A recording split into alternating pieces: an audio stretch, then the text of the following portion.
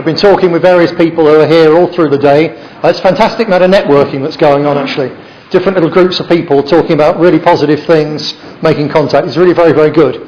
But that's kept me busy really pretty much all day. So all I've mainly got is snippets of what people have been saying, and people saying, yep, this is real progress. We're really getting some interesting, some very ambitious and new things going on here. We didn't expect some of the things that have gone on today, and that's really a good sign. And it's a sign that we really are making genuine progress because we're thinking about things. As you know, we've had a hard year.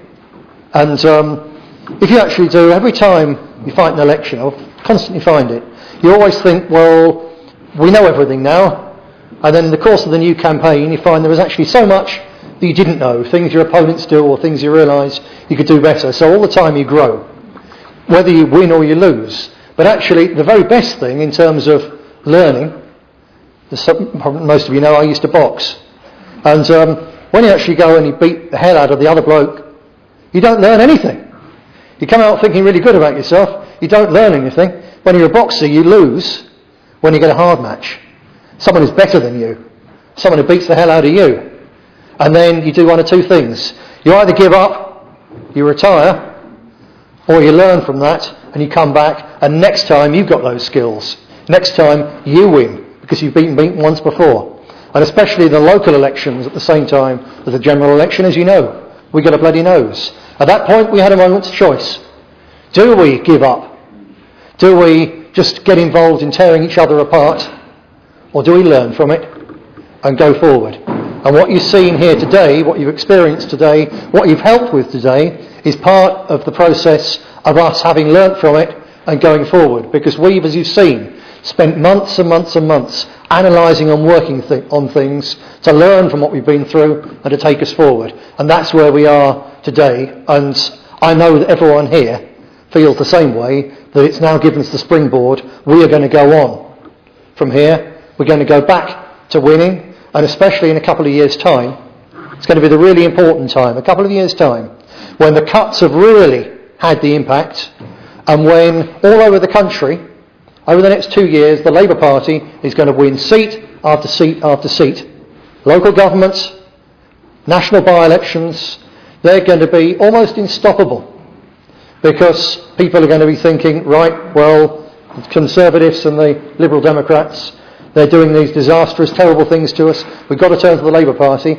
Except every time the Labour take control of another council, which they will do, within a year of that, they'll be getting the blame for all those council cuts. And in a couple of years' time, we're going to have this incredible opportunity for this party, unbelievable opportunity, that our opposition parties are all going to be, in some way, in government, and therefore responsible for catastrophes affecting ordinary people. The Conservatives and the Liberal Democrats in national power, and the Labour Party in power within about 2 years in almost every single urban metropolitan area in the country. So people are going to go to the polls time after time with a choice. Do we vote for the Tories who've cut and slashed, for the Lib Dems who've cut and slashed, or the Labour Party who cut and slashed and burned, and who a lot of people still get the idea that in fact the whole mess is their fault in the first place. A fantastic opportunity for us coming up, without a shadow of a doubt. And another thing we've seen here today, it's really heartening, the number of good young people up here as leaders. Now, they're not people who just appeared, these youngsters have been, and there's more like them, and you've got a lot of them I know in your own areas, that they've been around for some years. They've already been around the block, in fact. They're already quite experienced, but they're still young. And now they're moving up from being activists to being actually in some way or another a leadership figure. People taking the burden and the responsibility. And we're broadening the team with what is, as you know, I'm one of the old hands and I know there's other old hands here. We haven't had a crop of good youngsters like this in the nationalist movement since the late 1970s. We haven't seen it. They haven't been there. And now we've got them. And it's so, so important. And to see them coming on board and taking up key roles, pushing us forward, that really is something fantastic, because we've had too few people trying to do too much. We still got it to an extent, but you see the team growing. Now, one of the people who's been absent, really, from the national team in Britain for, a year odd, was me. Because having gotten elected to Europe, I've spoken recently to a number of our councillors. I was speaking to Mike Coleman from Stoke yesterday about this, that having got elected to Europe, I actually then found out what we all over the country have put councillors through when we've got them elected, when they have, because they've no experience and they have no help and no support, and they've had to learn it the hard way. And I have known what they were going through, sort of up here as it were, but I didn't know what it was like down here. So, my apologies to the people we put through that, but let's face it, when we win, you're the first person through the door, you're going to take a lot of extra flack. But that's it. But getting the hang of doing the European parliamentary thing took vast amounts of my energy, not of my time, but my energy, for about the first year. Mike Coleman said that at local council level it's solid 6 months. Just, you can't sleep, you can't think, it's just a whirl of getting the hang of these things. And being desperately worried not to let the party down adds to the stress of it. And for about a year that's kept me very, very busy, but it's sorted, it's over. It's just a routine there now. Time is spent there, energy is spent there, but a vast amount of my time when I'm there, and when I'm travelling there, it's constantly on the phone, constantly on the laptop, about what's happening here in Britain. But the various people in the new team that you've seen over the last few hours, on top of that you can add me, because I'm taking over the publicity department. Because there's been a gap in this party's publicity department for quite some time actually, in terms of real direction. And if you look, I've been doing it for a little while now, so if you look at, and I've got, with Charlie Wythe in particular, a fantastic head of design. Brilliant. So you look at what he's done with Freedom, with the leaflets and so on. It's all going to come together so that instead of from the national material, the website, the paper, the national leaflets, the local template leaflets, everything is going to be there. Not just, we've got one idea here, one idea there. It's going to be cohesive, coherent, not just in terms of layout, but in terms of message. And probably most of all, we've been for too long, it's been said, but I want to reiterate it, we've been for too long the party that complains, the party of protest. Yes, we want protest votes, but we don't want to be the negative party. People don't want to hear bad news. They know the country's going to hell. They want to hear answers. They want most of all to hear hope. We're not to be in the in the business of selling anger and justified loathing. We've got to be in the business of selling and giving people hope. That's where we have got to be. And you're going to see us move that way.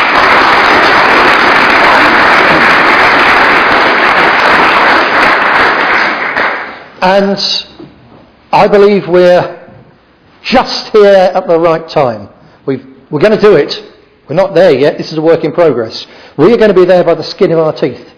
Because there's something big, something huge, something a bit like 9/11, something which again marks a huge change coming our way.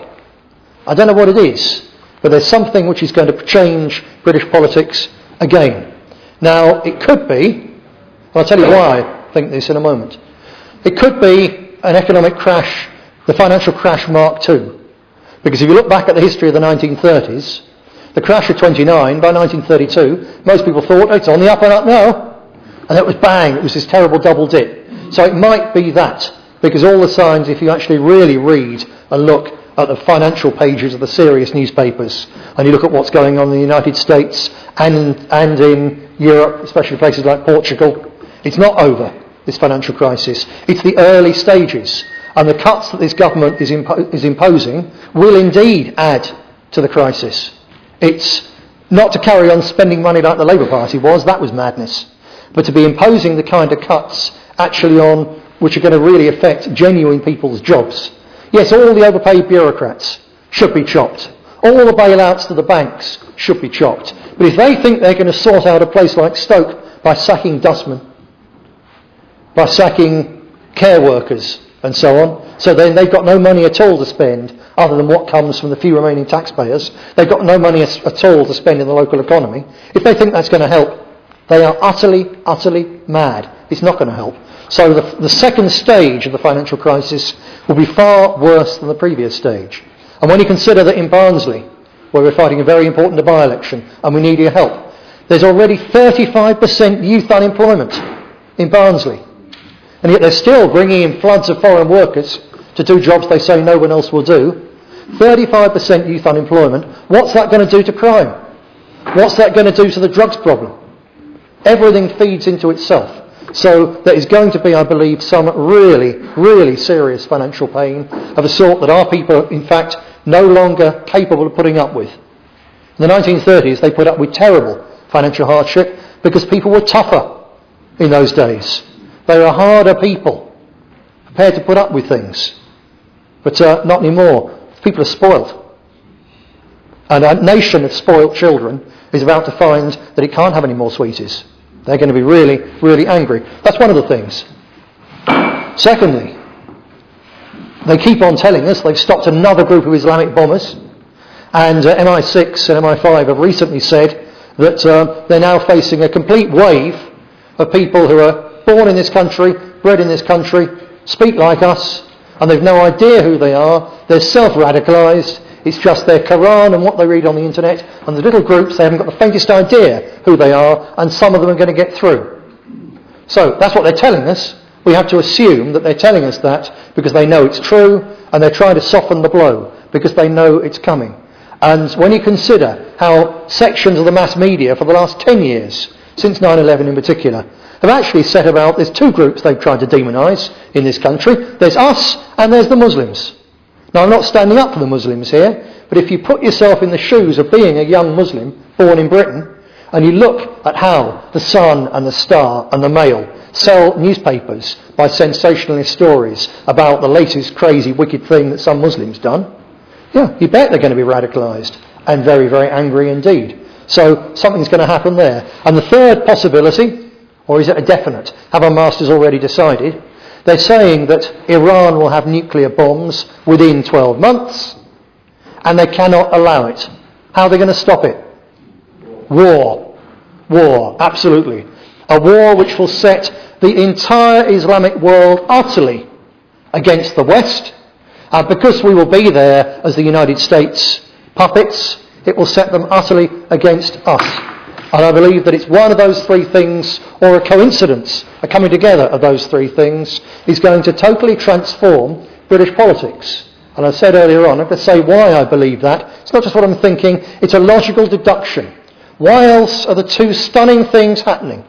First of all, this group called the English Defence League, which is patently a front group, and which is patently being outrageously pushed by the BBC. What is the Brussels Broadcasting Corporation, the Blatant Bias Corporation, whatever you want to call it? What is happening when the BBC is promoting the English Defence League, when they clearly muzzled poor Jeremy Paxman and wouldn't allow him to do his job on the EDL's supposed leader, who's not actually its real leader? Now, I've got quite a lot of sympathy with some of their message. I understand why people find what they're saying, well, thank God it's a breath of fresh air. But what is going on when the BBC and Britain's political elite and various newspapers, particularly the Star, Mr. Desmond's Star, there may be a clue for those who really think, what is going on that these people are plugging that organisation in such a way? There can only be two possible reasons. One is that they want to further radicalise Britain's Muslims, because they want them to do something crazy, which is a little bit hard to get the hang of. Unless it's because they're so desperate for a war in Iran that they actually want Muslim bombs going off in London and in shopping centres up and down the country, so as to persuade the Brits, yeah, let's face it, we've got to go and deal with all these people. So perhaps it's that. Perhaps it's like the sinking of the Lusitania. Perhaps it's like when they blew up the American ship in Havana Harbour 2 centuries ago almost. Perhaps it's like Pearl Harbor, when the American High Command knew what was going on, but they let the Japanese launch their preemptive attack in order to persuade the American people to fight.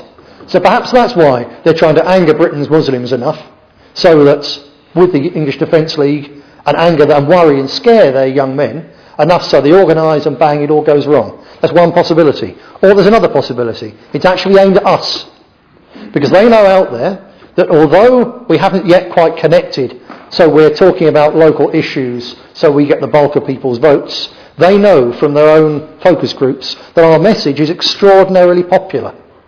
Whether it's the message against the war in Afghanistan, whether it's the message about immigration, whether it's British jobs for British workers, whether it's the idea that we shouldn't be taxed to death to pay for the liberal elites' various crazed social engineering schemes, they know that there's enormous support for us, but it hasn't quite gelled. But they know it will gel when the economic brown stuff hits the fan. So perhaps the EDL's in fact just aimed at us. And it's aimed at giving the people a fresh hope. Aimed at giving them, in fact, a false prophet to lead them up a garden path, to lead them into a dead end. If that's the case, then they're going to all the risk of creating this out-of-control group of rather exuberant hooligans and persuading the Muslims that they've got enormous support and actually creating enormous support. They're radicalising and politicising, not just young Muslims. That organisation has already politicised a whole generation of young working class kids who we weren't reaching, a lot of them in fact, because we've been concentrating on electioneering and talking about what the Lib Dems inelegantly called dog shit politics. Because we're working towards that, because getting our feet on the bottom rung of the political ladder is the only way to move up to the next part of the ladder, we haven't been reaching some of those young people. We've actually become a little bit staid and dull compared to the kind of image we used to have when some people here were young. And the EDL's just radicalised the whole damn lot. And it's an unstable beast. And we don't know no one knows what it's going to do or what's going to happen to it. All those radicalised youngsters, the political ones amongst them are going to want a political home, and it's potentially us.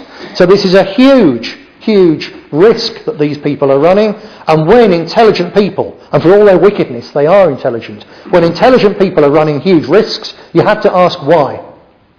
And so there it is. It's because they know that one or two or three of these things are going to happen. They're sure of it. They don't know when any more than we do, but they know it's going to happen, and so they're trying to take us out of the public's heart by giving the public something else, especially the young public, the angry public, the people who have lost out most from all the various things they've done to this country in recent years. People in a place like Stoke. They're trying to give them some other false alternative. So that's going on with the EDL. They're not doing it for nothing. They're doing it because they know they haven't got very much time left. And then the other thing, just as stunning in a different way, because that's the street side. Then you've got the political side.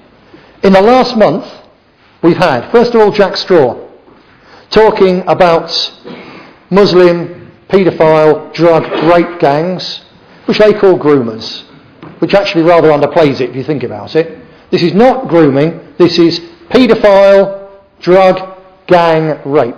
Sounds rather more uncomfortable, doesn't it, than grooming? But nevertheless, when Straw's talked about it, he's actually been fairly blunt.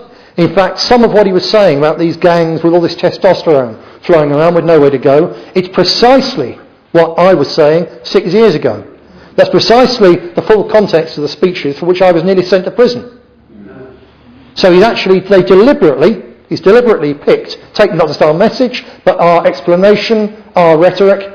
He doesn't, of course, take it all away, because you can't, in fact, get what's going on with Muslim paedophile gangs preying on our girls and Sikh girls and West Indian girls. You can't get why they're doing it without looking at the religious connection and what their religion enjoins them to do. Just as you can't understand Muslim terrorism without understanding the Quran, because it comes from the Quran. So there's really no surprise. Straw isn't going to go there. But in every way symbolically, in terms of saying, this is them picking on white girls, that's actually that's a racist message. We're constantly saying that these people are picking on non-Muslim girls. It's not a racial issue at all. It's a cultural, religious issue. It's an issue of good and evil, but it's not an issue of skin colour. Absolutely nothing to do with it. So there's Straw playing a racist card. He's out, they used to say the N-word, but I'm not going to say that. But he's out racing the BNP with his message. In order, why? What? Why are they acting? They could just have kept on covering it up. Good God, they've covered it up for 15 bloody years. 15 years! Little girls have been gang raped in cities like this, and those bastards haven't said a damn word about it. What suddenly changed? They want to say something.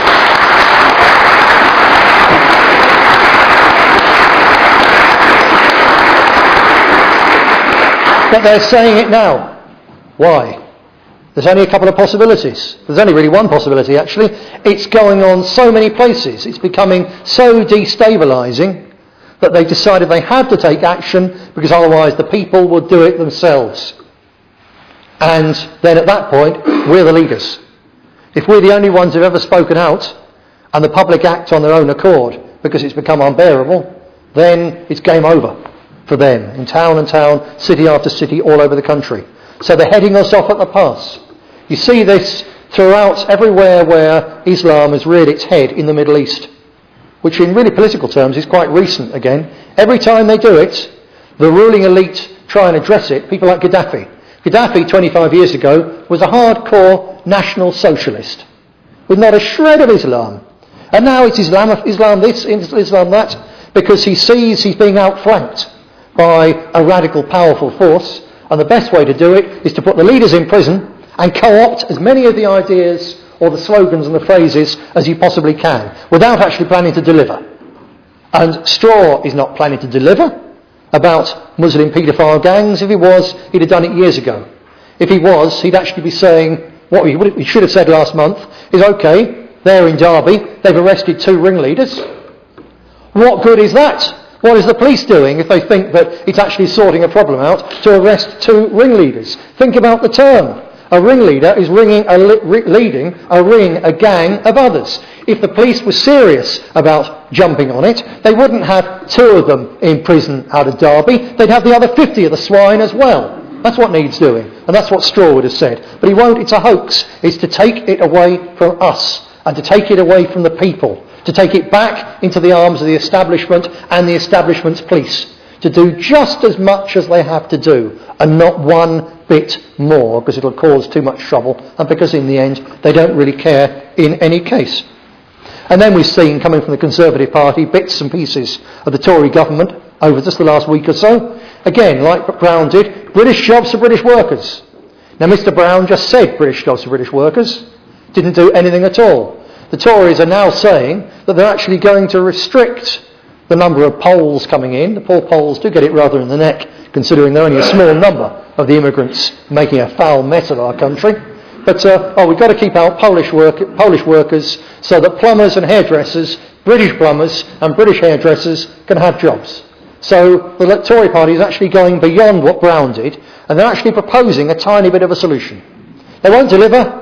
They cannot deliver. The European Union sets the rules as who comes into Britain and who can work in Britain now, and they can do nothing. It's just a short-term promise, but it's strange, isn't it? Normally these politicians make these unfulfillable promises before the election, not just after the election. So something has changed here. This isn't electioneering. This is political positioning. And who's the enemy? It's not directed at the Labour Party, because everybody knows, despite what Brown said, the Labour Party is not in the business of providing British jobs for British workers. So when the Tory party have adopted that slogan, they've got another target in mind. It's us. It's us. That's who they're on about. And then most of all, you've seen it in what Cameron has said with his groundbreaking war on multiculturalism speech. Now, it could have been believable coming from Maggie Thatcher. It could have been believable coming from David Davis. It is utterly incredible, literally, incredulous, unbelievable, coming from David Cameron, who is just one of the metropolitan, metrosexual liberal sect who now run this country. There's not the faintest possibility of him meaning it, but he said it, and in saying it, he's actually upset Britain's Muslims, yet again, even more, and in the hearts and minds of our people, perhaps some people who think, well, perhaps he'll finally do something, because there are some pretty stupid people out there, as you know. Perhaps the idea is people think Cameron's going to deliver. Thank God for that. He's woken up. He's going to sort it out. But this is the front page of the next Freedom, out on schedule pretty shortly. And it points out that if he actually wanted to declare war on multiculturalism, he'd have to do something. And he wouldn't have had to say he's going to have to do something. He would have to shut the door on any further immigration. Because part of the problem is that the number here now can't be assimilated anyway, so they're going to tend to break up. He would have to deal with various problems of Islam. He'd have to abolish the Equality Commission, the thing that makes us second-class citizens in our own country, and treat our people fairly. He'd have to make it absolutely crystal clear that British values and British traditions and the British way of life and our religion are the things which will continue to dominate and inform and shape our society. And if anybody doesn't like it and wants to do something else, then they and their community must leave. That's what he'd have to do to have a war on multiculturalism. He's not going to do any of those things. So why has he done it? It's to get at us. But the very strange thing here, and it's like I said, you see it in the Middle East.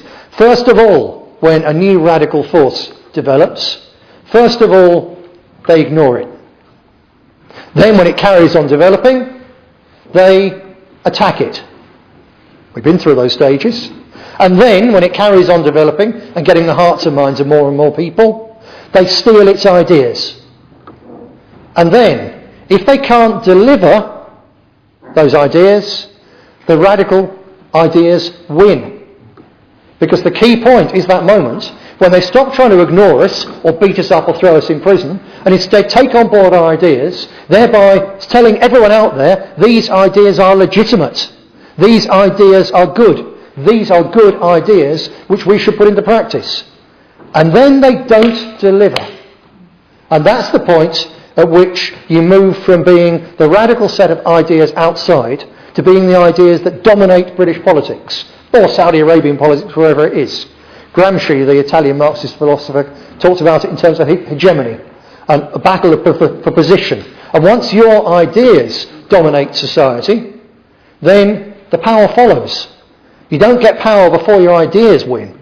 First the ideas win, and then either they deliver it, and let's face it, we can all go home and be normal people again, doing the things that we want to do, instead of fighting this political war with politicians who are scum.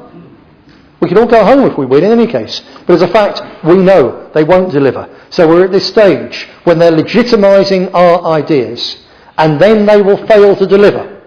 And that's the moment that we have to be ready for, when we have this unbelievable coincidence of points, where you have these assorted crises as the inherent contradictions of their shambles of a society all come together and strike and make each other worse, coming at precisely the same moment when our ideas for solving those problems have been accepted by everybody across the board, when you've had the leader of the opposition saying British jobs for British workers, and the leader when he was in power, and now the leader of the new government saying British jobs for British workers. What does it tell people? Everybody. But that's the policy we've got to have, because it's the only possible answer to the problems. So our ideas have won, and they won't deliver. And at that point, we come in, providing we've organised. Now, a previous nationalist, in many ways unlike us, but Oswald Mosley, having failed before the war because he did crazy things, when even Hitler and Mussolini tell you, don't do that, the British people won't do it, won't follow it, to go and do it was a piece of crass stupidity. But there you are, that's what Mosley did. And he spent the rest of his life in France out there waiting for the call, saying that when the crisis comes, the British people will turn to me. Well, first of all, the crisis didn't come then, but it's unavoidable now. This really is a different time. But second, even if it had done, they wouldn't have turned to Oswald Mosley, because he cut himself off from the British people completely in symbolism and attitude, and because they hadn't organised. They weren't there at the grassroots. They weren't there doing the things that we've been talking about with old established people who've thought and learnt and become better boxers, and new youngsters as well, who are the new blood of tomorrow. They didn't do that. That's what we've been doing, and why it's very important, because right now, as a lot of you know, you've got activists back in your own areas who have been out campaigning. Today, had a great day out opposing a mosque down in Barking and Dagenham. Today, fantastic support. So we're not the British National Party, but we're the British National Party's nerve endings in its brain. So you've got to get back and take the things that have come out today back there and put them into practice. And because they're in their very early stages, come back to us with things where you're saying, yep, this isn't quite working. Or, we've done this and it's worked really well, but what if we also did this? And it would be even better, because you're the neurons between the body of the party and the absolute bit of the brain which actually decides where we're going on a day-to-day basis. So we need your enthusiastic work out there, and most of all we need your intelligent feedback, and particularly your intelligent, constructive criticism. Because we're on a new path here in many ways. We've got a rough idea, we can see it's going to work, but along the path we're going to trip into potholes and things. And you're the ones who've got to come and say, look, tweak this, change this, scrap this little bit, do something different. Because this is a collective team effort. We haven't got very long before all the problems that the other parties, the collectively the establishment have got, come together. And we have to be ready at that moment of opportunity, because if we're not ready then, we will never get a second chance at it. This country's only got about 30 years. After thousands upon thousands of British history, English history, Scottish history, Irish, Welsh history, Celts and Saxons and Vikings and Normans, after thousands of years of all that, it's within a generation of coming to a crashing, grinding halt forever and becoming somebody else's. And our people just being the people who made the old monuments.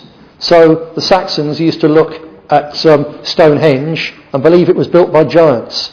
They looked at ditches the Romans had built, had dug, and said, oh, these were built by Thor or Grimm or whoever. That's what will happen to our culture, to our monuments, our castles, our churches, our cathedrals, our great books. Things such as the things which aren't there written in tablets of stone, but things like Magna Carta, things like our instinctive understanding of and confidence with traditional English law. I was speaking to a lawyer a couple of days ago who said it's a strange thing with foreign lawyers who are working in the British legal system, even people who were born in this country but of perhaps Italian stock or Polish stock or whatever, they all understand the mechanics of our law, but they don't feel it. This was coming from a lawyer, not a political person, and he said it's because our legal system actually comes from us.